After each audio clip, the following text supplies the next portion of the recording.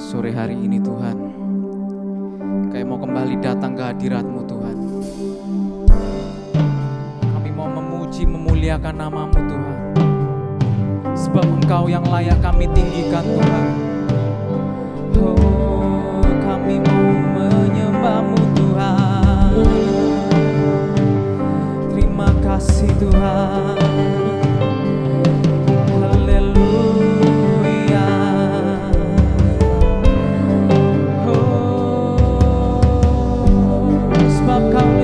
Kami tinggikan.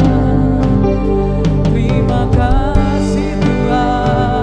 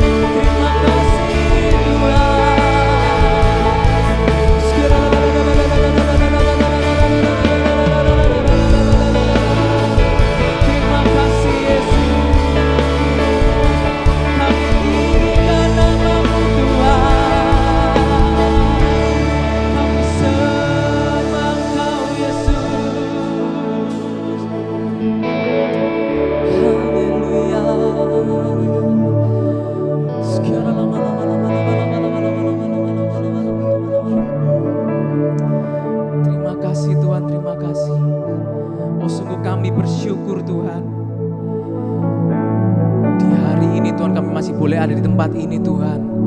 Terima kasih Tuhan, terima kasih. Kami sebentar mau meninggikan nama-Mu Tuhan. Kami mau menyembah-Mu, meninggikan nama-Mu lebih lagi Tuhan. Dan kami mau undang hadirat-Mu, hadir di tengah-tengah kami berada, dimanapun kami berada Tuhan. Terima kasih Tuhan, terima kasih. Hanya di dalam nama Tuhan Yesus kami sudah siap untuk memuji, memuliakan nama-Mu. Haleluya, amin. Shalom saudara. Shalom. Saudara saat ini sangat bersuka cita, amin. Walaupun keadaan di sini sangat susah, tapi kami percaya, kita semua percaya bahwa Tuhan akan menuaikan ke kita semua dengan sorak-sorai. Haleluya, amin.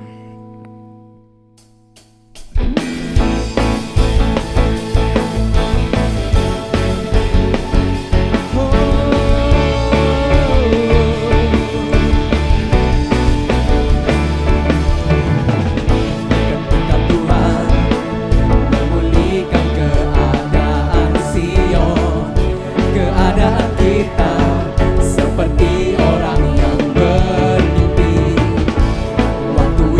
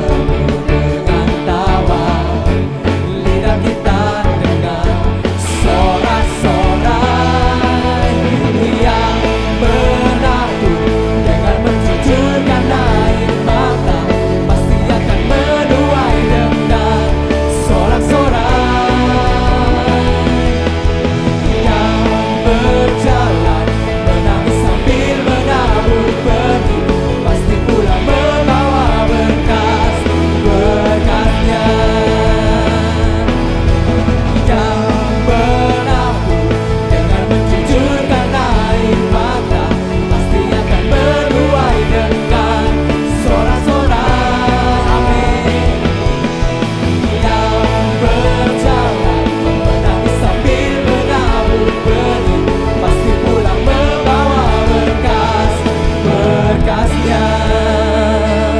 Percayalah saudara, di masa yang susah ini, walaupun kita menabur dengan air mata, pasti Tuhan akan menuai dengan sorak-sorai. Pasti kalian semua akan diberkati oleh Tuhan, dan hidup kalian akan diberkati oleh Tuhan melimpah.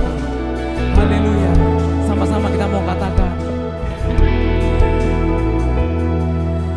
yang menabur dengan mencucurkan air mata pasti akan menuai dengan sorak-sorai. Yes. Yang berjalan menangis sambil menabur benih pasti pulang membawa berkasnya. Yang menabur dengan mencucurkan air mata pasti akan menuai dengan sorak-sorai. Yang berjalan menangis sambil menabur benih pasti pulang membawa berkasnya. Pasti pulang membawa berkasnya. Pasti pulang membawa berkasnya.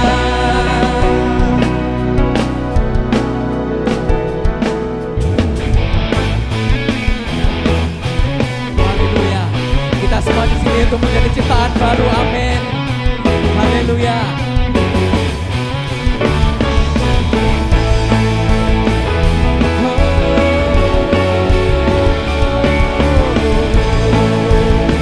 Kami percaya Tuhan, Kau yang akan mengubah hidup kami. Ku percaya Kaulah Tuhan, mengubah hidup menjadi baru. Ku percaya Tuhan, percaya Kaulah Tuhan, mengubah hidup menjadi baru. Besar kasih-Mu yang telah Kau tunjukkan, besar kasih setia yang telah Kau nyatakan. Ku tahu diriku menjadi ciptaan baru, karena kasih-Mu ku akan selalu bersorak. Hey, hey, Yesuslah Tuhan. Oh, hey, hey, Yesuslah Tuhan.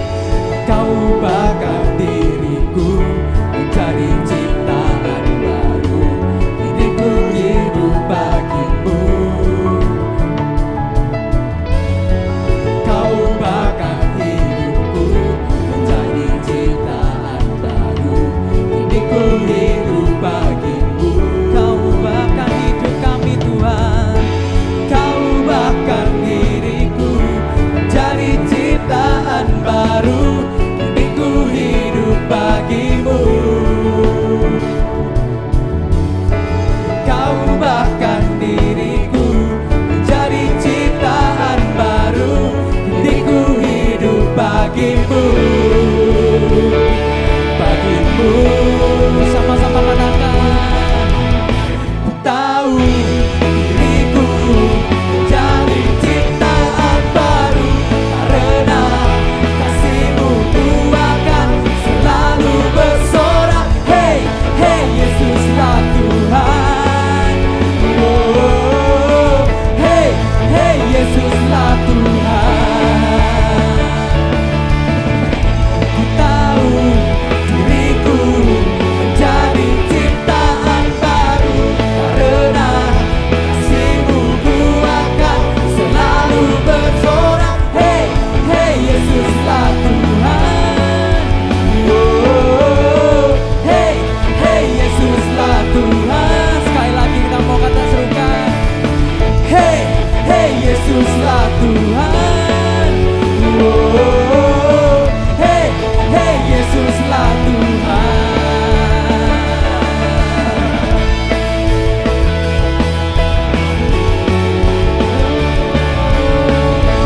Terima kasih Tuhan. Haleluya.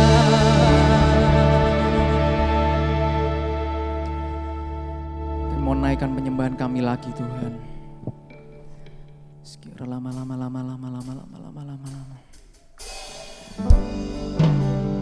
Kami mau meninggikan nama-Mu Tuhan lebih lagi Tuhan.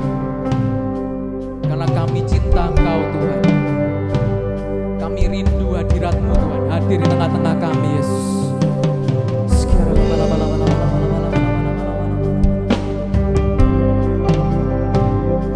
Terima kasih Yesus. Oh.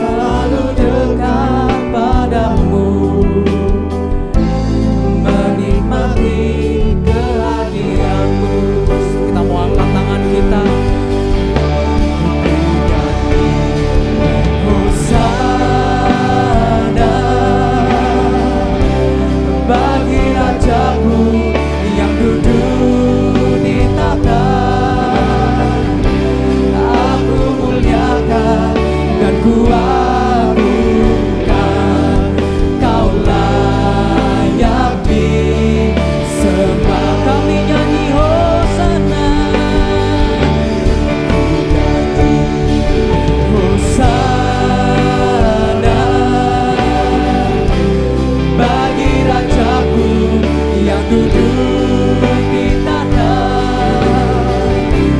Aku muliakan dan ku agungkan. Kau layak disembah.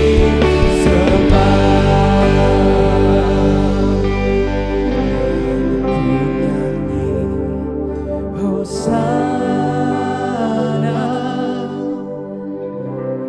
bagi Rajaku yang duduk. Ya Tuhan, hanya Engkau yang layak kami tinggikan Tuhan. Aku muliakan dan ku agungkan.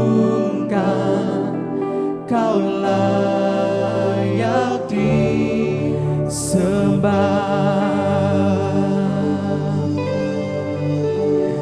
Ku nyanyi Hosana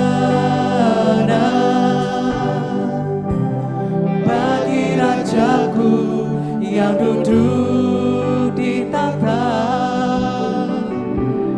Aku muliakan dan ku agungkan. Kau layak disembah.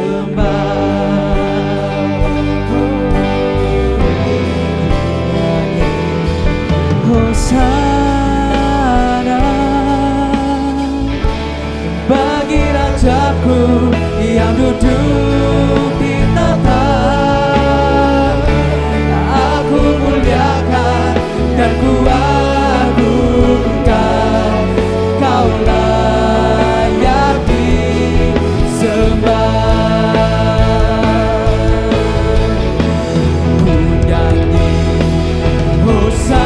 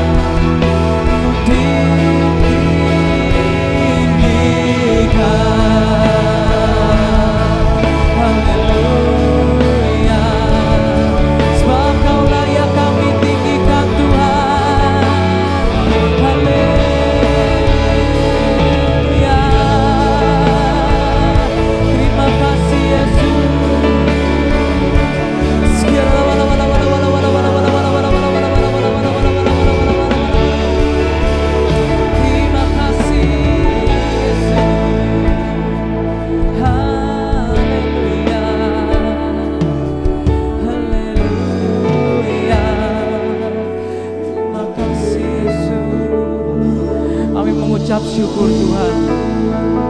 Kalau kami masih bisa menyembah, memuji nama-Mu Tuhan. Terima kasih Tuhan, Kau telah hadir di tengah-tengah pujian dan penyembahan kami Tuhan. Terima kasih Yesus, terima kasih.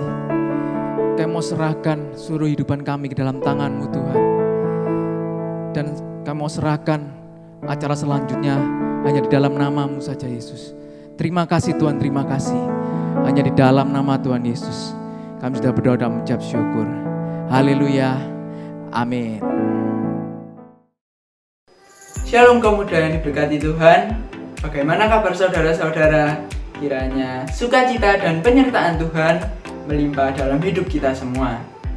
Bagi saudara yang baru pertama kali ikut kebaktian kaum muda, welcome to our church. Kiranya kebaktian kali ini dapat menjadi saluran berkat bagi kita semua. Dan jika tidak ada ikatan di gereja lain, yuk ikuti kebaktian kaum muda kita setiap hari Sabtu pukul 5 sore di link yang ada di bawah ini. Selain mengikuti ibadah, mari kita bersekutu bersama dalam persekutuan sel online, di mana kita bisa saling menumbuhkan dan menguatkan satu sama lain. Untuk informasi mengenai persekutuan sel online, saudara dapat menghubungi nomor yang tertera di bawah ini. Jika saudara ada permintaan bantuan doa, saudara dapat mengisi form di link bit.ly/bantudoa. Bagi saudara yang rindu dan terbeban untuk melayani Tuhan, tim PAW sedang mengadakan open recruitment secara online untuk musicians, vokalis, dan audiovisualis. Untuk informasi lebih lanjut, saudara dapat menghubungi kontak person yang tertera di layar saudara. Nah, bagi saudara yang sekarang duduk di kelas 10-12 dan masih bingung dalam memilih jurusan kuliah, mari ikut webinar jurusan kuliah yang diadakan oleh si acara pelajar. Untuk itu, saudara dapat ikut voting di link bit.ly/wjkyouthgbz. Bagi saudara yang rindu untuk memberikan persembahan bagi pekerjaan Tuhan, saudara dapat melalui scan barcode yang tertera di layar saudara. Melihat kondisi pandemi sekarang ini, mari saudara-saudara kami menghimbau untuk selalu menaati protokol kesehatan, yaitu 6M. Sedangkan untuk ibadah selanjutnya masih akan tetap diadakan secara online, sampai ada informasi lebih lanjut. Informasi akan disampaikan melalui Instagram @kapgbz dan @youthgbz. Jangan lupa follow ya. Sebelum kita mendengarkan firman Tuhan, mari kita berdoa. Tuhan, terima kasih Tuhan atas semua berkat penyertaan-Mu ya Tuhan dalam hidup kami. Kalau kami boleh terus bersama-Mu sampai sekarang ini ya Tuhan.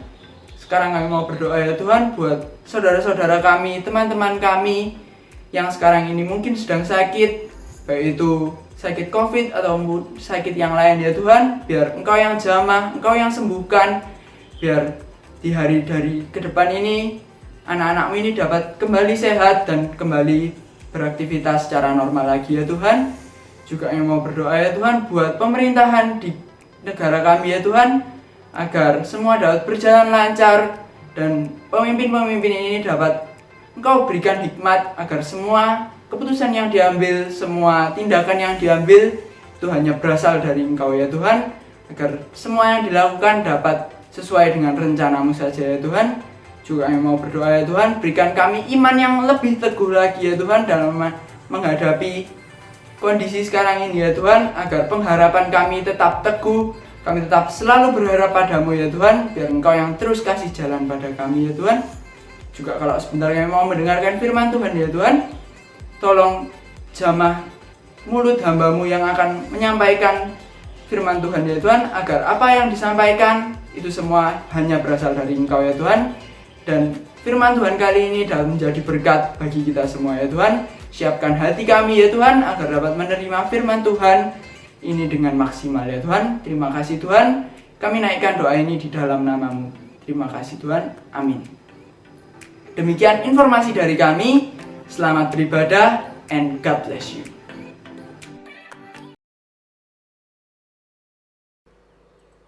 Shalom, kaum muda dan Kap yang dikasihi Tuhan, saya bersyukur kita bisa bertemu kembali di dalam ibadah kaum muda ini.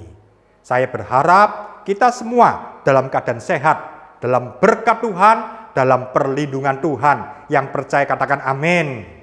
Biarpun kita ibadah lewat online, tapi saya percaya kuasa Tuhan tidak bisa dibatasi oleh apapun juga. Di dalam bulan Juli ini, pengurus memilihkan tema tentang Injil, all about gospel. Ada 5 Sabtu, berarti ada 5 khotbah tentang Injil.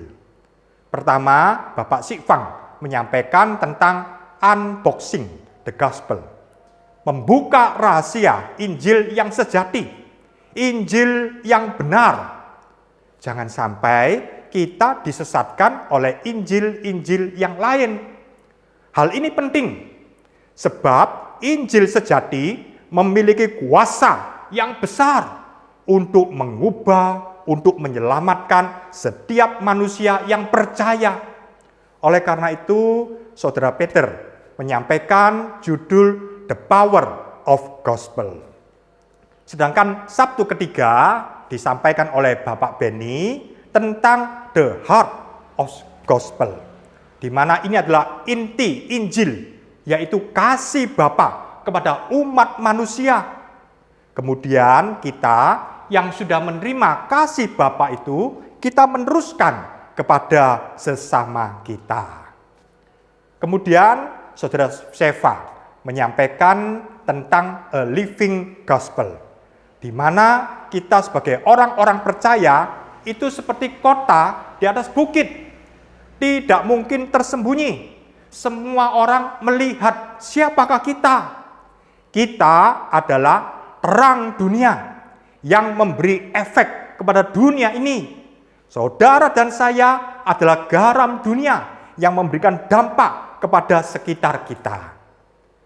Kalau kita sudah menerima Injil, kita tidak mungkin diam.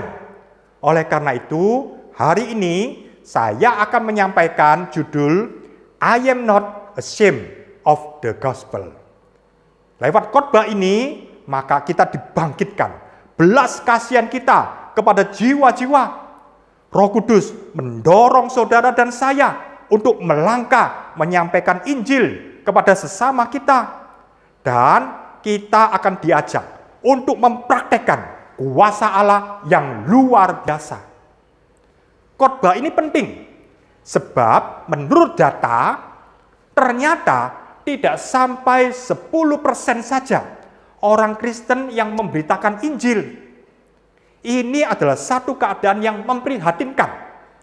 Kita berdoa supaya Tuhan memberikan hatinya dalam hati kita. Tuhan memberikan detak jantungnya dalam detak jantung kita. Sebelum kita mengupas ini, kita akan baca dulu di dalam Roma 1 ayat 16 dari New King James Version. Sambil saudara coba bandingkan dengan terjemahan baru pada kalimat awalnya. Romans chapter 1 verse 16. For I am not ashamed of the gospel of Christ, for it is the power of God to salvation for everyone who believes, for the Jew first and also for the Greek. Ya, itu adalah dari New King James Version.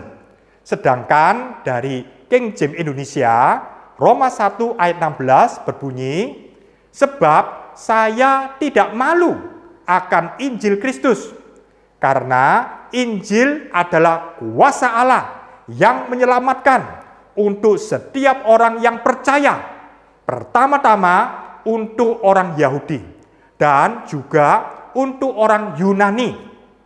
Nah, saudara bisa perhatikan ya, kalau di dalam terjemahan baru ada sedikit perbedaan terjemahan, di mana kalimat pertama adalah sebab saya tidak malu akan Injil Kristus, atau I am not ashamed of gospel of Christ.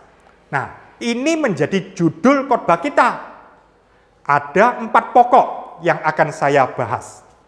Yang pertama adalah jangan malu Mungkin Tuhan tahu ada banyak orang yang malu untuk memberitakan Injil. Di dalam 2 Timotius 2 ayat 15 dikatakan, usahakanlah supaya engkau layak di hadapan Allah sebagai seorang pekerja yang tidak usah malu. Inilah Tuhan mengatakan supaya kita tidak usah malu. Jangan kita malu. Kita malu mungkin nanti dianggap aneh kalau kita memberitakan Injil. Kita malu nanti tidak dianggap di dalam komunitas kita. Kita disingkirkan. Malu nanti kita ditolak. Dianggap sok suci, macam-macam. Oh pendeta, oh penginjil, macam-macam. Lalu kemudian kita tidak mau memberitakan Injil gara-gara malu. Di dalam 2 Timotius 1 ayat 18 dikatakan, jadi janganlah malu bersaksi tentang Tuhan kita, dan janganlah malu karena aku. Jangan malu, saudara. Atau sejenis dengan malu adalah perasaan minder. Minder kalau kita berhadapan dengan orang yang lebih kaya. Kita tidak berani omong kalau berhadapan berbicara dengan orang yang lebih pangkat atau atasan kita, atau dengan orang yang lebih tua, macam-macam. Orang percaya tidak boleh malu, tidak boleh minder, tidak boleh segan. Apalagi ini untuk kerajaan Allah. Memang kita harus tetap memperhatikan etika, sopan santun, tetap hormat. Tetapi kita jangan malu, jangan minder. Justru di dalam 1 Korintus 1 ayat 27 dikatakan, tetapi apa yang bodoh bagi dunia dipilih Allah untuk memalukan orang-orang yang berhikmat. Dan apa yang lemah bagi dunia dipilih Allah untuk memalukan apa yang kuat. Di dalam Alkitab ada contoh. Filipus disuruh Tuhan untuk pergi ke Jalan Gaza. Dia tidak minder ketika bertemu dengan kepala keuangan Ethiopia. Siapakah Filipus ini? Orang sederhana, orang biasa. Dia harus berbicara berhadapan dengan satu orang yang cukup tinggi di negaranya. Tapi Filipus, dia berbicara, dia menjelaskan ayat-ayat yang ada di dalam Yesaya. Akhirnya, orang Ethiopia ini mau percaya. Dia dibaptiskan. Dia dengan penuh sukacita, dia kembali ke negaranya. Berangkat mungkin belum menjadi orang percaya. Tapi ketika pulang sampai negaranya, dia dengan penuh sukacita. Dia adalah orang yang percaya kepada Tuhan Yesus. Bayangkan kalau Filipus malu, minder, tidak berani, tidak akan pernah ada kepala keuangan Ethiopia yang diselamatkan. Demikian juga hidup kita. Kita harus menyampaikan berita kebenaran ini. Satu kali saya juga dengan pemimpin perusahaan. Ya, rasanya dengan bos, aduh rasanya juga malu, rasanya juga kalah pangkat, bisa minder. Tapi Tuhan menyuruh saya untuk omong pelan-pelan, dan akhirnya mau didoakan juga. Bahkan dalam perusahaan itu ketika saya mengadakan persetujuan doa, pemilik itu mendukung, menyediakan tempat. Ketika Natalan juga dia hadir. Puji Tuhan. Ya, karena itu jangan malu, jangan minder. Kita harus berani memberitakan Injil. Mengapa harus malu? Jangan-jangan orang yang malu itu karena tidak mengalami keselamatan. Atau orang itu memangnya belum percaya kepada Yesus. Karena itu kita tidak bisa mendorong. Orang seperti ini tidak ada jalan lagi. Kecuali orang itu harus bertobat dan percaya kepada Tuhan Yesus. Tapi kita, saya dan saudara yang sudah percaya kepada Tuhan Yesus, ada beberapa poin, agar kita tidak perlu malu memberitakan Injil. Kita tidak boleh malu. Sebab apa? Sebab kalau kita tahu berapa harga Injil, maka kita tidak akan diam.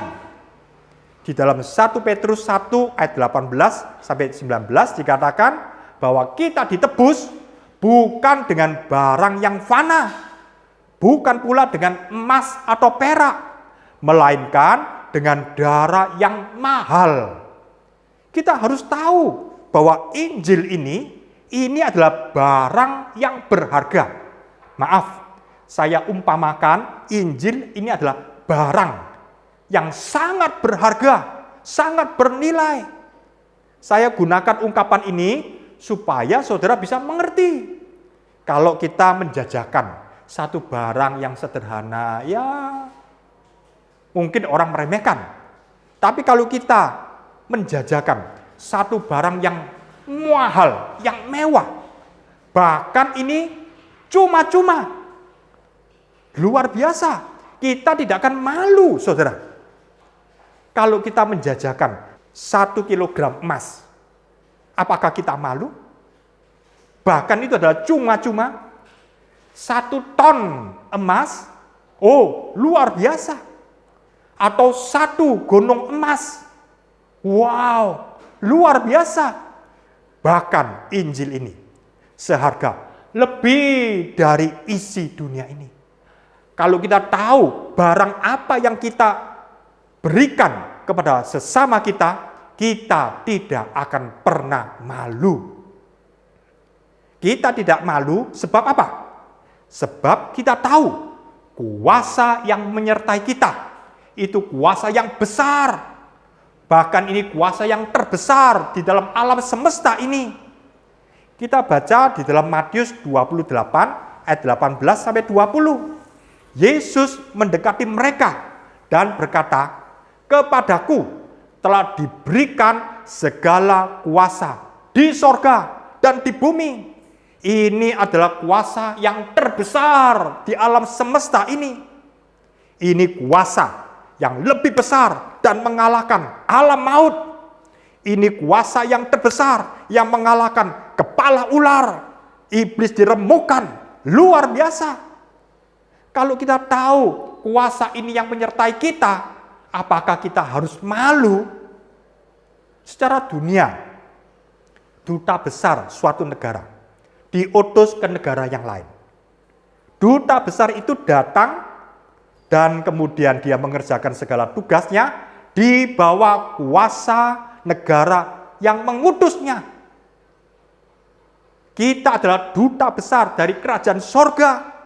Kuasa yang besar, kuasa Allah itu sendiri. Dua hal ini saja sudah luar biasa. Kita tahu harga dari Injil itu sendiri tidak ternilai. Kita juga tahu kuasa yang menyertai kita. Juga di dalam 2 Timotius pasal 1 ayat 11 sampai 12, Paulus dipanggil sebagai pemberita Injil. Paulus tidak malu. Mengapa Paulus tidak malu? Masih dalam ayat ini kita lihat alasannya kenapa Paulus tidak malu. Karena Paulus tahu kepada siapa dia percaya. Paulus percaya raja di atas segala raja. Tuhannya Paulus, Tuhannya saya. Tuhannya Paulus, Tuhannya saudara. Oleh karena itu Paulus tidak malu. Kalau duta besar saja, dia bisa bangga karena diutus oleh negaranya. Kita diutus raja di atas segala raja. Masih dalam ayat ini dikatakan bahwa apa yang telah dipercayakannya kepadaku. Paulus tahu menghargai kepercayaan yang Tuhan berikan kepada Paulus. Demikian juga penginjilan ini bukan untuk pendeta saja, penginjil, full timer, tapi ini kepercayaan untuk saya. Kepercayaan Tuhan untuk saudara, untuk kita semua. Karena itu jangan malu. Jangan berpikir, ya malu itu kan cuma sekedar malu saja. Ternyata malu itu punya konsekuensi yang besar.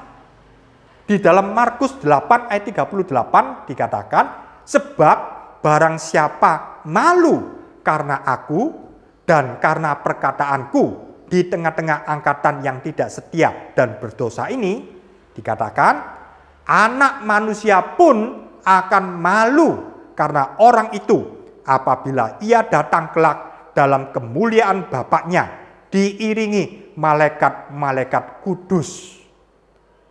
Jadi saudara jangan berpikir, ya ini kan cuma pokok ke-1, jangan malu. Ternyata ini berhubungan masuk surga atau tidak masuk surga. Kalau anak manusia malu mengakui kita, artinya apa? Di luar dari kerajaan surga. Artinya apa? Neraka. Oleh karena itu, jangan kita malu. Saudara-saudara, pernah juga saya alami. Saya mempunyai sekolah minggu beberapa ranting. Ada satu ranting yang akan mengadakan acara Hari Pentakosta. Biasanya mereka puji-pujian di halaman. Lalu pembagian kelas di kelas-kelas yang ada di dalam. Nah, pada waktu itu acara khusus. Sehingga puji-pujian dan firman Tuhan tetap ada di halaman.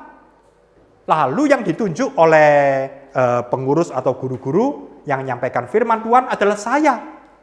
Saya berpikir, aduh saya malu ini.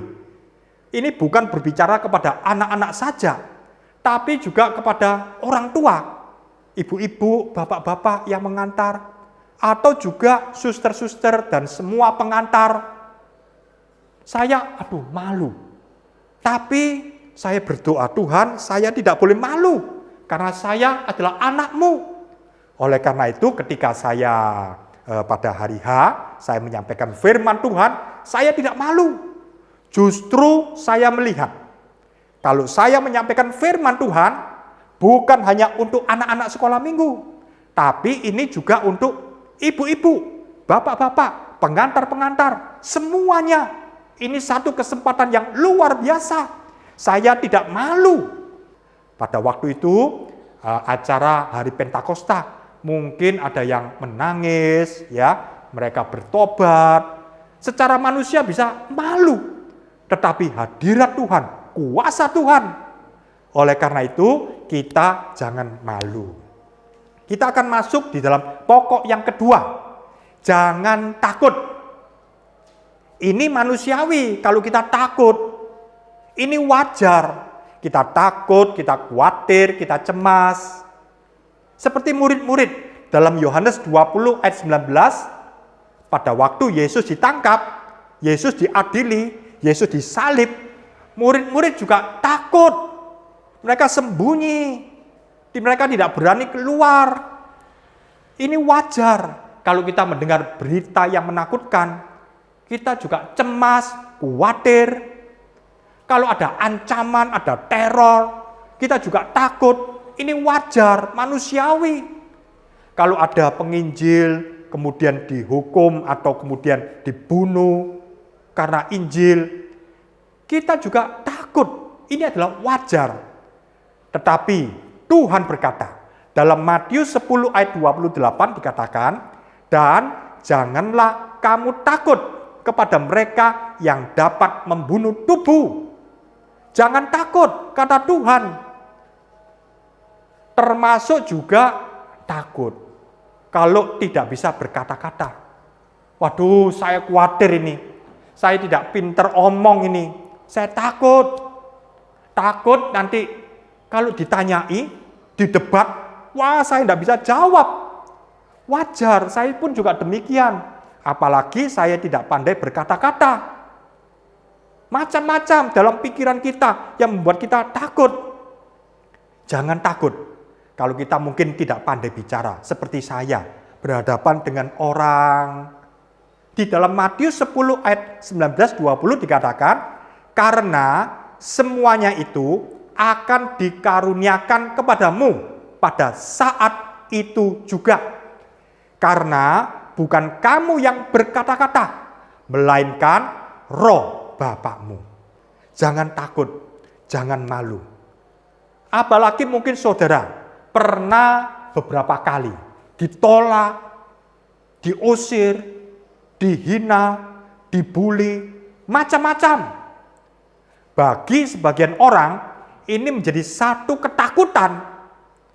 Kalau disuruh menginjil, sharing firman Tuhan, takut, menjadi fobia seperti gambar ini. Mari kita harus hadapi ketakutan kita. Lalu bagaimana caranya? Kita memohon keberanian kepada Tuhan. Ketika Petrus dan Yohanes ditangkap, murid-murid yang lain meminta keberanian kepada Tuhan. Mereka berdoa. Cerita ini ada di dalam Kisah 4. Dan sekarang ya Tuhan, lihatlah bagaimana mereka mengancam kami. Dan berikanlah kepada hamba-hambamu keberanian untuk memberitakan firman-Mu. Ulurkanlah tangan-Mu untuk menyembuhkan orang. Dan adakan tanda-tanda dan mujizat-mujizat oleh nama Yesus, hamba-Mu yang kudus. Dan ketika mereka sedang berdoa, goyanglah tempat mereka berkumpul itu. Mereka semua penuh dengan Roh Kudus. Dikatakan, lalu mereka memberitakan firman Allah dengan berani. Karena itu takut itu wajar. Takut itu manusiawi. Tapi kita mau memohon keberanian dari Tuhan. Itu dalam Kisah pasal 4. Sedangkan dalam Kisah pasal 8, ini jemaat mengalami aniaya. Mereka diintimidasi, diteror, mereka diseret, mereka juga dihajar, dianiaya, mereka dimasukkan dalam penjara, bahkan juga ada yang dibunuh. Tentu juga mendatangkan satu ketakutan. Di Yerusalem terjadi penganiayaan yang hebat. Sampai orang-orang mulai tersebar ke seluruh daerah Yudea dan Samaria. Sekarang apakah mereka takut? Ternyata mereka tersebar diaspora. Mereka menjelajah seluruh negeri sambil memberitakan Injil. Mereka benar keluar dari Yerusalem, tapi mereka bukan takut, tapi justru karena mereka tersebar.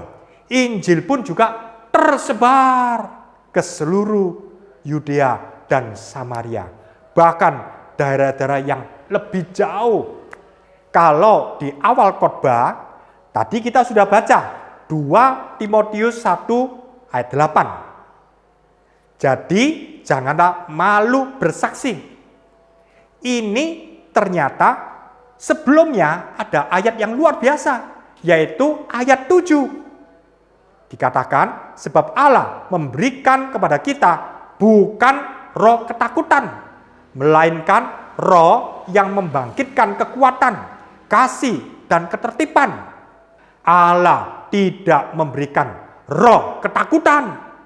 Ketakutan itu teror iblis. Iblis menteror pikiran kita, hati kita, sehingga mulut kita diam. Mulut kita tidak berani memberitakan Injil. Saudara-saudara, kita tidak boleh takut. Kita harus memberitakan Injil. Tapi kita harus tetap memakai hikmat. Tetap memegang norma-norma yang wajar. Tetap menghormati orang-orang yang kita hadapi. Tidak takut bukan berarti kita boleh kurang ajar, lalu dengan semena-mena. Tidak takut bukan berarti kemudian kita memberontak. Kita sharing, kita bersaksi. Satu kali dalam satu perusahaan, saya punya seorang pemimpin. Ya, pada waktu itu pemimpin lagi sakit kanker. Saya besuk. Pada waktu saya besuk itu, saya sudah berencana saya akan menyampaikan tentang jalan keselamatan. Kami bertiga ketika sudah sampai di rumahnya, waktu itu dia masih dirawat di rumahnya, Ya. Saya hanya basa-basi, sakit apa Pak, sudah berapa lama, kenapa, dokter siapa, macam-macam. Saya merencanakan akan memberitakan Injil kepada Bapak ini. Tapi mulut saya tidak berani. Mulut saya diam. Mulut saya takut. Akhirnya sampai pulang pun ya akhirnya saya tidak menceritakan tentang Yesus.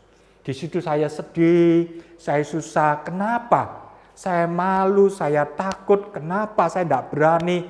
Saya sedih sekali. Kemudian saya dengar kalau Bapak ini kemudian dirawat opnam di satu rumah sakit.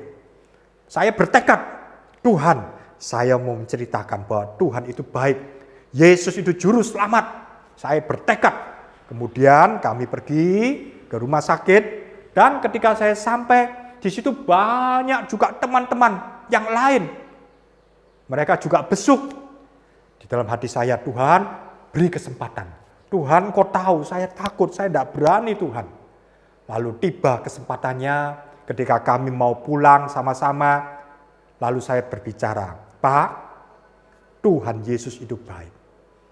Kalau Bapak percaya Tuhan Yesus, dosa Bapak diampuni. Saya akan berdoa, Bapak diselamatkan, diampuni. Dan kita berdoa untuk kesembuhan Bapak. Saya berbicara dengan gamblang. Bukan hanya kepada Bapak itu saja. Tapi ini juga berita ini didengar oleh teman-teman saya yang banyak yang ada di dalam kamar tersebut. Lalu saya menyampaikan berita sukacita ini. Saya ajak terakhirnya, Pak, mari kita berdoa. Bapak percaya? Ya. Saya percaya Tuhan Yesus. Nanti kalau sudah sembuh, keluar dari rumah sakit, saya mau dibaptis. Oh, hati saya sukacita. Mari Pak, kita berdoa. Saya berdoa, Bapak kami dalam surga, saya pimpin dalam doa. Ternyata yang mendengarkan firman Tuhan bukan hanya satu orang itu, tapi banyak orang juga. Saya akhiri doa dengan amin. Hati saya penuh dengan sukacita. Bapak ini menerima Tuhan Yesus. Dan lewat berapa hari kemudian Bapak ini meninggal dunia. Saya bersyukur karena Bapak ini boleh percaya dan masuk dalam surga. Demikian juga mungkin ada kekasih Tuhan yang rasanya malu, takut, tidak berani. Mari, sama seperti saya. Saya pun juga tidak berani. Tapi karena Tuhan tidak pernah memberikan roh ketakutan. Tuhan memberikan keberanian, urapan, kuasanya kepada saya, kepada saudara semua. Yang percaya katakan amin. Yang ketiga, jangan malas. Jangan malas atau enggan. Kelihatannya hanya malas. Tetapi menurut firman Tuhan, malas itu bukan hanya sekedar malas, tapi malas itu bergandengan dengan sifat jahat. Buktinya dalam Matius 25 ayat 26 sampai 30, hamba yang jahat dan malas. Akibatnya apa? Tuhan mengatakan, campakkanlah hamba yang tidak berguna itu ke dalam kegelapan yang paling gelap. Oh, mengerikan. Rasanya cuma sekedar malas gitu aja. Tapi ternyata itu berakibat sorga atau neraka. Juga dikatakan bahwa orang yang malas itu adalah orang yang tidak mempergunakan waktu dengan baik. Maka ada rentetannya, yaitu hal-hal yang jahat. Dalam Efesus 5 ayat 16 sampai 18, dan pergunakanlah waktu yang ada, karena hari-hari ini adalah jahat. Karena itu jangan malas, jangan rasanya enggan, aduh tidak mau memberitakan Injil. Kita harus tahu bahwa jatah hidup seseorang itu kita tidak tahu berapa umurnya. Ada satu kesaksian ketika saya pergi ke rumah satu famili, ya, itu paman saya. Ternyata ketika omong-omong, paman saya bercerita bahwa satu kali dia pernah jatuh dan kemudian dia rohnya naik terus dan dia melihat tubuhnya itu tergeletak di lantai dan anaknya menangis, dia sampai ke atas dan kemudian dia dikembalikan lagi untuk masuk di dalam tubuhnya. Dia bercerita itu. Kemudian kita tahu ini kesempatan. Saya dan istri menceritakan tentang pengampunan dari Tuhan Yesus. Jalan keselamatan yang Tuhan berikan. Dan kemudian kita ajak untuk Bapak ini percaya kepada Tuhan Yesus. Dan Bapak ini mau dan kemudian kita berdoa bersama-sama. Puji Tuhan, lewat beberapa lama kemudian Bapak ini dipanggil oleh Tuhan. Kami bersyukur, terima kasih Tuhan.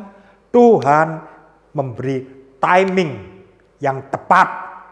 Sehingga sebelum Bapak ini dipanggil Tuhan pulang, Bapak ini diberi kesempatan, anugerah yang besar untuk diselamatkan. Mungkin juga Tuhan tahu kalau ini Bapak ini diambil pada saat itu, kemana jiwanya. Tuhan kasih kesempatan untuk kembali ke tubuhnya dan Tuhan kasih kesempatan untuk mendengar Injil. Kita tidak tahu umur manusia. Dalam Yakobus 4 ayat 14 dikatakan, sedang kamu tidak tahu apa yang akan terjadi besok. Apakah arti hidupmu? Hidupmu itu seperti uap yang sebentar saja kelihatan lalu lenyap. Istimewa zaman COVID seperti ini. Banyak orang yang meninggal. Kita dibuat terkejut. Orang-orang yang kita kenal, orang yang dekat dengan kita, akhirnya mendadak meninggal. Sebelum saya menyampaikan firman Tuhan ini, ada berita di WA, teman SMA saya meninggal. Aduh, sedih. Kenapa ya? Kenapa? Kalau satu orang meninggal, tapi dia sudah percaya, dia sudah bertobat, tidak masalah. Dia pulang ke sorga. Tapi kalau orang ini belum percaya, belum bertobat, kemana jiwanya? Inilah kondisi orang-orang yang belum percaya. Di mana mereka dibantai, mereka ditarik oleh iblis untuk masuk dalam neraka. Dalam Amsal 24 ayat 11 dikatakan, bebaskan mereka yang diangkut untuk dibunuh. Selamatkan orang yang terhuyung-huyung menuju tempat pemancungan. Bebaskan mereka. Kita rampas jiwa-jiwa. Istimewa orang-orang yang kita kenal, orang-orang yang dekat dengan kita. Sebab kita tidak tahu jatah umur manusia. Dalam masa pandemi ini kita bisa melihat dengan jelas bahwa umur manusia itu kita tidak tahu. Kalau zaman dulu waktu awal-awal pandemi, yang meninggal mungkin ya yang usianya sudah tua, mungkin ada komorbid. Ternyata hari-hari ini kita mendengar anak-anak yang masih muda, sebaya dengan kita juga meninggal. Ini satu kesempatan untuk kita terus bergerak. Anak-anak, remaja, kaum muda, ini punya kesempatan yang besar. Karena itu pelayanan sekolah minggu kaum muda KAP ini pelayanan yang luar biasa. Kita lihat dari grafik ini. Ya, dari grafik ini menceritakan bahwa umur 20 tahun ke bawah ini adalah umur yang subur. Ini ladang yang subur. Pelayanan sekolah minggu kaum muda KAP dewasa muda. Jangan disia-siakan. Sebab umur 20 tahun ke bawah ini ya, mereka itu seperti tanah liat yang masih muda untuk dibentuk. Mereka mau percaya kepada Tuhan. Jangan sia-siakan kesempatan ini. Nanti dengan beriringnya waktu, maka tanah liat itu makin lama makin keras. Kalau sudah keras, sulit untuk mau percaya lagi. Saudara bisa lihat grafiknya. Umur 30, umur 40, 50. Terus, hati itu sudah keras. Akhirnya mereka tidak mau percaya lagi kepada Tuhan. Justru ini satu kesempatan, satu pelayanan yang luar biasa. Saudara bisa memberitakan Injil kepada teman-teman kita. Dan juga jangan malas. Kenapa? Waktunya itu sudah singkat. Tanda-tanda makin lama makin jelas. Keadaan dunia ini makin lama makin menakutkan. Wahyu 12 ayat 12. Karena ia tahu bahwa waktunya sudah singkat. Jangan kemudian santai. Kemudian mensia-siakan waktu yang ada. Kita tidak memberitakan Injil. Kita lihat pandemi ini sampai kapan mau berakhir. Bencana alam, kerusuhan, perang, macam-macam. Kita harus bijak, kita harus tahu. Tanda-tandanya makin lama makin jelas. Tuhan tegur, rupa langit kamu tahu membedakannya. Tetapi tanda-tanda zaman, mengapa engkau tidak tahu? Saudara, dengan adanya wabah, semua rencana manusia itu dengan terpaksa banyak yang ditunda. Tapi rencana Tuhan tidak akan ditunda. Justru makin lama makin dekat. Rencana Tuhan tetap jalan. Apa itu rencana Tuhan? Rencana Tuhan adalah proyek jiwa-jiwa. Ada 3 angka yang penting yang menyangkut jiwa-jiwa. Yang pertama adalah Tuhan akan selesaikan. Semua orang di bumi ini akan mendengar Injil. Bahkan lewat teknologi yang ada, internet sampai seluruh dunia, semua orang tahu siapakah Yesus. Ini terus angka ini akan digenapi. Dan di antara mereka yang mendengar Injil, mereka percaya kepada Tuhan. Dan angka ini terus bertambah, sampai pada angka yang Tuhan sudah tahu. Dan umat Tuhan terus bertumbuh.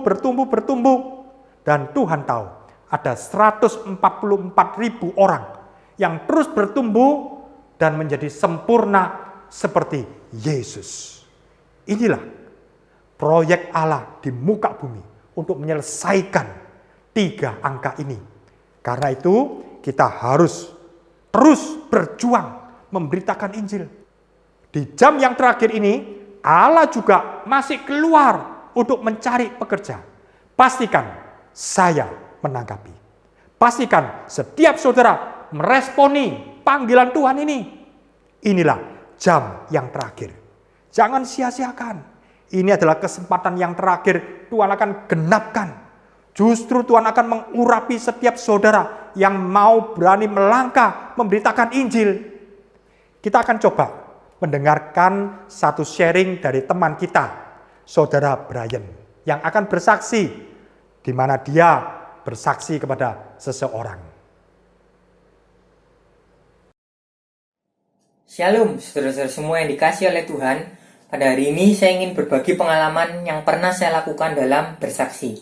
Pada tahun 2016, ketika saya magang di sebuah hotel, saya bertemu dengan seorang security. Nah, kemudian kita ngobrol. Pada waktu itu jam istirahat. Ketika kita ngobrol, security tersebut tiba-tiba menceritakan bahwa istrinya itu sedang dalam kesusahan, ada masalah yaitu sulit untuk melahirkan. Singkat cerita, saya menawarkan, "Pak, apakah mau saya doakan dalam kepercayaan saya?" Dan bapak tersebut mau. Dan saya doakan, selesai, kita lanjut ngobrol lagi, saudara-saudara. Dan saya berusaha mencari kesempatan untuk menceritakan siapa itu Isa Al-Masih, atau Tuhan Yesus Kristus, saudara. Dan setelah itu, beberapa hari kemudian ketika kita bertemu kembali, security tersebut menceritakan bahwa pada waktu malam kita berdoa, besoknya itu puji Tuhan, istrinya itu bisa melahirkan dengan mudah, saudara. Nah, justru saya melihat, wow, Tuhan begitu luar biasa, saudara, bekerja ketika benar-benar berdoa sungguh-sungguh, Tuhan menjamah istri security tersebut sehingga bisa melahirkan, saudara. Di sini yang saya mau bagikan adalah ketika kita mau, saudara, kita rindu, maka Tuhan itu yang akan memampukan kita. Bukan karena kehebatan kita, tapi karena anugerah Tuhan. Kita dimampukan untuk bisa bercerita tentang kebaikan Tuhan, bercerita tentang kuasa Tuhan yang menyelamatkan dan menyembuhkan kita, saudara. Nah, ketika kita mau, kita hanya menabur, Tuhan yang menumbuhkan. dan Tuhan yang akan menyelamatkan orang tersebut, saudara-saudara. Walaupun pada waktu itu orang tersebut belum secara langsung bilang, saya mau percaya Tuhan Yesus, tapi setidaknya dia sudah melihat kuasa Tuhan bekerja di dalam nama Tuhan Yesus waktu kita berdoa, saudara. Selain itu, saya juga biasanya menggunakan traktat, saudara. Di gereja kita juga ada traktat Jalan Keselamatan, ada 4 bahasa, saudara. Saudara juga bisa pakai traktat ini untuk bersaksi, sangat membantu, saudara. Jadi ketika itu terjadi, saudara, saya begitu sukacita sekali, saudara. Saya begitu senang. Wow, begitu luar biasa ya. Ketika kita itu mau bergerak, ketika kita mau meresponi panggilan Tuhan, ketika kita mau peka dengan timing yang Tuhan berikan, dan sesuatu yang amazing itu bisa terjadi, saudara, tanpa kita duga, saudara. Ya, puji Tuhan, saudara. Demikian sedikit kesaksian saya, kiranya menjadi berkat. Tuhan Yesus memberkati. Puji Tuhan, kita sudah mendengar kesaksian dari Saudara Brian. Sekarang kita masuk dalam pokok yang keempat, jangan jalan sendiri. Kita bisa bingung kepada siapa kita memberitakan Injil. Kalau ada banyak orang yang seperti ini, yang mana? Nah, ini ada beberapa patokan. Yang pertama adalah usaha secara umum. Artinya kepada semua orang. Kita harus punya hati yang terbeban untuk meresponi amanat agung. Sekali lagi ini bukan tugas hanya para pendeta, full-timer, penginjil. Tapi ini amanat agung untuk saya, untuk setiap saudara, untuk kita semua. Kita punya orang-orang dekat yang selalu bersama-sama dengan kita. Kasihilah sesamamu. Artinya, kasihilah orang di dekatmu. Pasti Tuhan punya maksud, Tuhan punya rencana yang begitu indah. Orang-orang yang di dekat dengan kita, ini adalah calon pahala kita yang kekal. Jangan sia-siakan. Kita harus memberitakan Injil kepada orang-orang di dekat kita.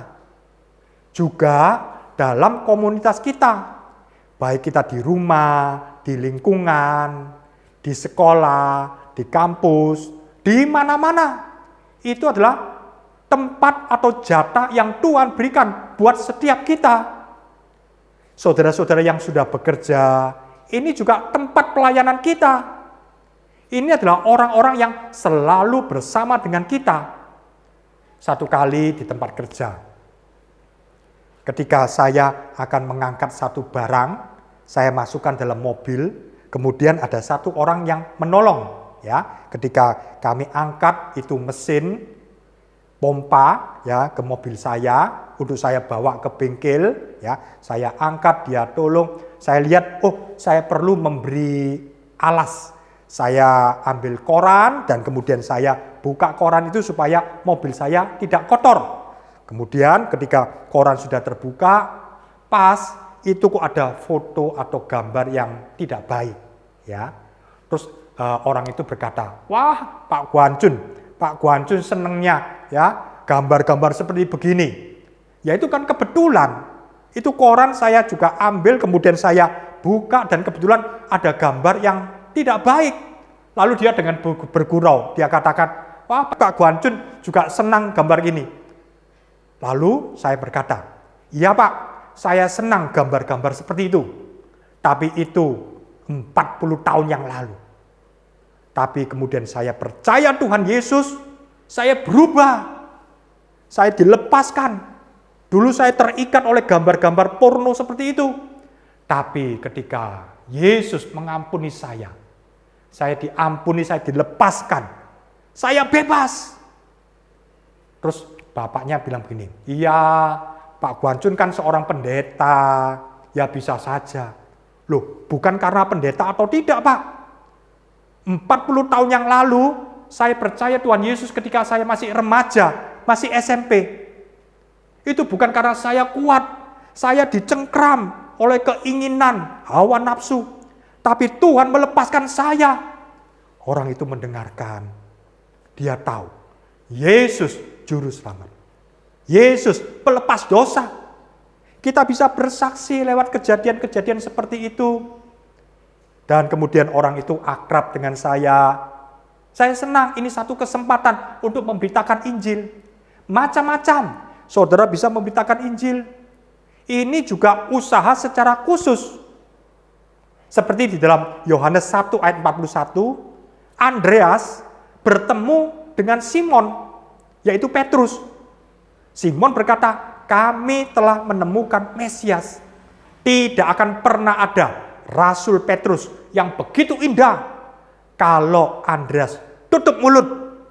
Tidak akan pernah ada Rasul Petrus yang dipakai Tuhan luar biasa kalau Andreas tidak menceritakan bahwa Yesus adalah Mesias. Karena itu ceritakan. Seperti Andreas dan Petrus ini. Juga Yesus ketika beristirahat di tepi sumur karena kelelahan. Lalu datanglah perempuan Samaria yang mengambil air. Ini begitu natural sekali kejadian ini. Tapi saat itu menjadi titik balik perubahan hidup bagi perempuan Samaria. Luar biasa. Kita jalani saja hidup ini secara natural, secara alami. Tapi Tuhan akan memberikan rezeki-rezeki, kesempatan-kesempatan, timing-timing yang begitu indah. Ketika Yesus berjalan, kemudian dia menoleh, melihat ke atas. Yesus hanya berkata, "Hei Sakius, turunlah. Aku mau menumpang di rumahmu." Yesus cuma menyapa. Kelihatannya hanya sapaan biasa saja.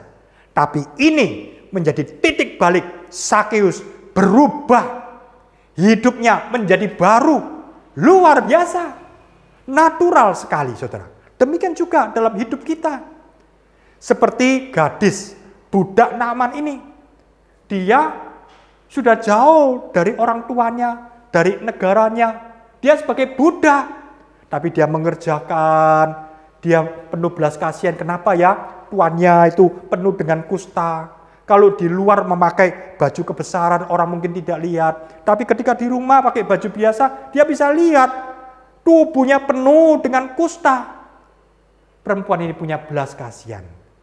Gadis kecil ini cuma cerita. Kalau di Israel ada seorang nabi yang bisa menyembuhkan kusta tuanku. Ini menjadi titik balik kehidupan keluarga Naaman. Luar biasa. Dan ketika balik, Naaman sembuh. Karena itu, jangan sia-siakan timing yang Tuhan berikan buat setiap kita. Usaha secara khusus, yaitu orang per orang. Tuhan sudah sediakan jatah kita masing-masing. Saya percaya kalau rezeki jasmani saja Tuhan berikan dengan kontinu. Saya percaya juga bahwa Tuhan memberikan rezeki secara rohani juga kontinu. Karena itu kita memberitakan Injil. Ini adalah berita sukacita kepada orang-orang di sekitar kita. Dan kita bukan hanya bekerja sendiri, tapi ada hasil karya Roh Kudus. Ibrani 2 ayat 4. Kalau kita mau mengerjakan ini, maka Allah akan meneguhkan kesaksian-kesaksian kita. Tuhan akan memberikan mujizat-mujizat, tanda-tanda yang heran, luar biasa. Markus 16 ayat 15 sampai 18. Jangan takut. Tuhan Yesus berkata, tanda-tanda ini akan menyertai orang percaya, saudara dan saya. Mereka akan mengusir setan. Mereka akan meletakkan tangan atas orang sakit dan orang sakit menjadi sembuh. Tanda-tanda ini, mujizat-mujizat luar biasa. Kalau kita mau pergi memberitakan Injil, maka kita akan melihat kemuliaan Tuhan. Roh Kudus mengurapi setiap kita.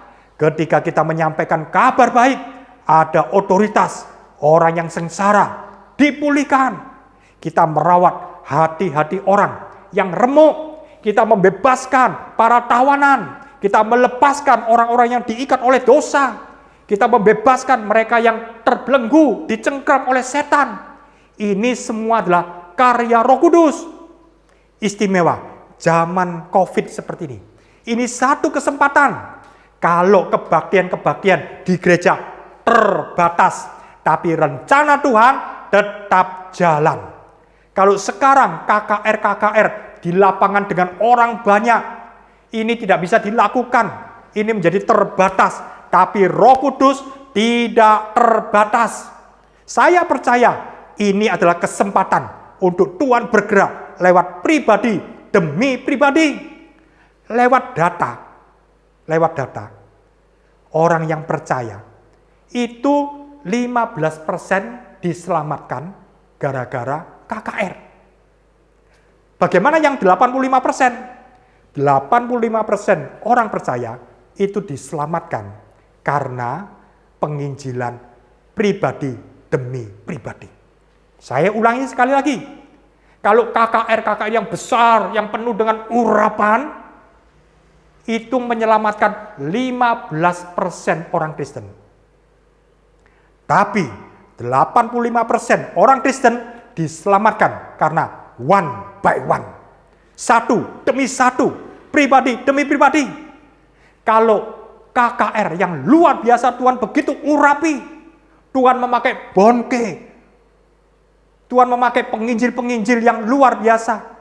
Saya percaya Tuhan akan memakai setiap saudara. Oleh karena itu, saya percaya Tuhan akan mengurapi saudara lebih dari urapan yang Tuhan berikan kepada bonke. Lebih berlipat-lipat. Karena apa? Penginjilan pribadi demi pribadi itu adalah penginjilan yang efektif, luar biasa. Karena itu saya dorong saudara untuk bergerak, untuk menjangkau jiwa-jiwa. Jangan malas, jangan takut. Jangan kemudian khawatir begini-begini. Seringkali pikiran kita, ketakutan kita, itu yang menghantui kita. Seringkali itu faktanya tidak demikian, saudara. Karena itu kita harus berani memberitakan Injil. Puji Tuhan, kita akan merekap semuanya. Yang pertama adalah jangan malu, jangan minder. Mengapa kita harus malu? Kalau kita menawarkan satu barang, tanda kutip, yang tidak ternilai besarnya dan kita berikan cuma-cuma. Dan orang yang malu itu ada konsekuensinya, ditolak oleh Tuhan. Yang kedua, jangan takut. Memang takut itu manusiawi, tapi kita minta keberanian dari Tuhan. Roh Kudus akan memberikan keberanian itu. Dan yang ketiga, saudara, jangan malas, jangan enggan. Karena kita tidak tahu jatah hidup manusia sampai kapan. Istimewa zaman COVID ini, kita mau memberitakan Injil. Dan juga kita tahu bahwa waktunya Tuhan sudah singkat. Sebentar lagi Tuhan akan datang. Dan saudara yang sudah terdorong untuk bergerak, diingatkan, jangan jalan sendiri.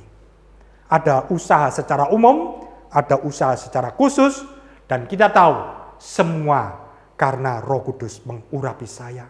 Karena Roh Kudus mengurapi setiap saudara.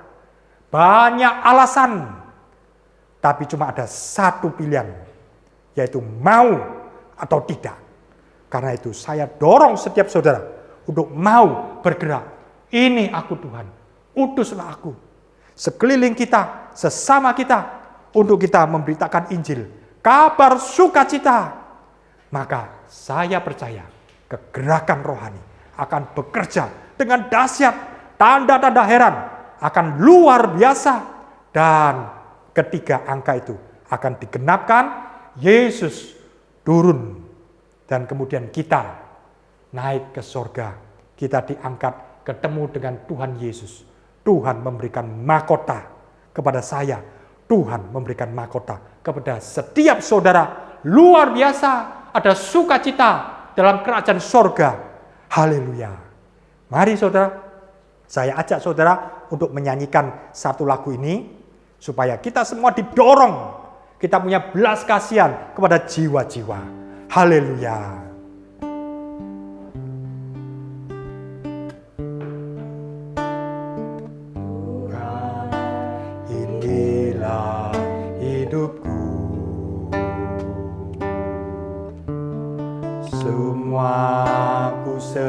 berikan padamu. Segala cita-citaku, masa depanku menjadi milikmu. Jadikan kami terangmu di tengah kegelapan dunia, membawa bangsa-bangsa kepadamu. Tuhan, ini kerinduanku. Bagimu Tuhan seluruh hidupku. Pakailah Tuhan bagi kemuliaan-Mu. Genapi seluruh rencana-Mu, sampai bumi penuh kemuliaan-Mu. Bagimu Tuhan seluruh hidupku. Pakailah Tuhan bagi kemuliaan-Mu. Genapi seluruh rencana-Mu, sampai bumi penuh kemuliaan-Mu. Sampai bumi penuh kemuliaan-Mu. Sampai bumi penuh kemuliaan-Mu.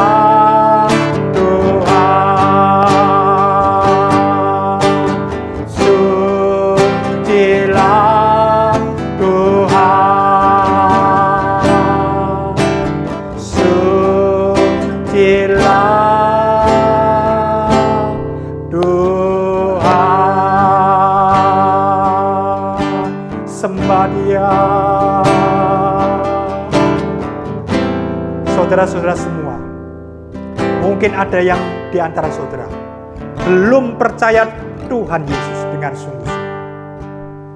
Biar saudara mau membuka hati, menerima Yesus sebagai Tuhan dan Juru Selamat. Ini satu harta yang tidak ternilai. Terima dengan cuma-cuma. Saudara akan tahu bahwa begitu berharganya Injil ini. Saudara-saudara yang sudah percaya, biar kita mau komitmen pada saat ini untuk memberitakan Injil kepada sesama orang-orang yang di dekat kita. Kita mau melangkah untuk memberitakan Injil. Saudara, biar kita minta kepada Tuhan, Tuhan berikan keberanian. Tuhan tolong saya, kadang-kadang saya malu Tuhan. Kenapa Tuhan saya takut, saya tidak berani, kenapa Tuhan, kenapa? Biar saudara minta keberanian, maka Roh Kudus memberikan bukan roh ketakutan. saudara akan berani memberitakan Injil. Saudara minta pengurapan kuasanya. Sebentar kita akan menyanyikan lagu Haleluya 12 kali. Kita minta pengurapan keberanian dari Tuhan.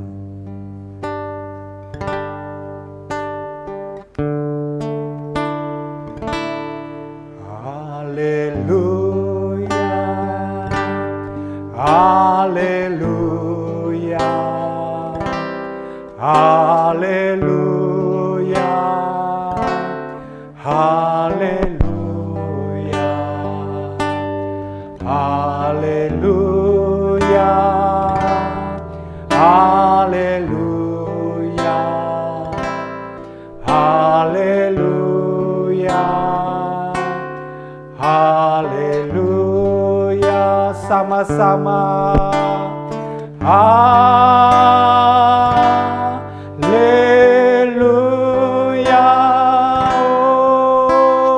oh,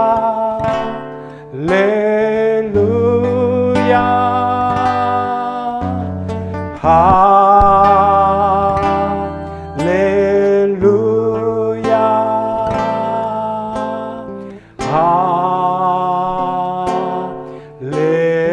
angkat tanganmu, katakan haleluya,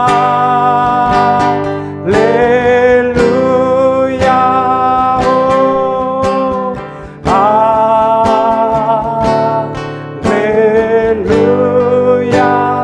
oh, haleluya,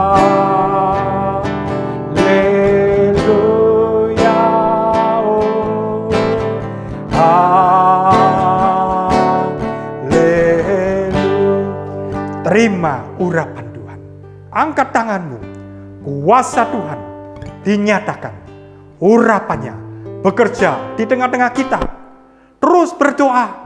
Minta urapan dan kuasanya bekerja. Maka saya percaya Tuhan akan menggerakkan saya dan saudara untuk memberitakan Injil kepada teman-teman kita, orang tua kita, kepada orang-orang di dekat kita. Kita akan melihat dengan mata kepala kita sendiri.